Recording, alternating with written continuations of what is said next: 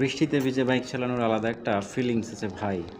যারা এরকম বৃষ্টিতে ভিজে বিভিন্ন জায়গায় যান তারাই বুঝতে পারবেন। আপনি যদি রেইনকোট পরা থাকেন সেটাও একটা ফিলিংস, আবার যদি রেইনকোট ছাড়া থাকেন অর্থাৎ পুরো শরীর আপনি ভিজে যায় সেটাও একটা ফিলিংস।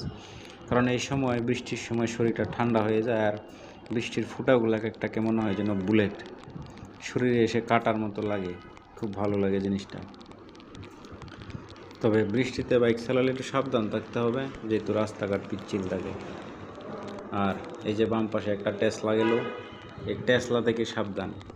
আমাদের দেশে এখন টেসলা এত হারে বেড়েছে যে এটা আসলে আশঙ্কাজনক অবস্থায় চলে গেছে। এখন প্রত্যেকটা বাজার মোড়ে শহরে অটো রিক্সা দিয়ে একদম ভরপুর হয়ে গেছে।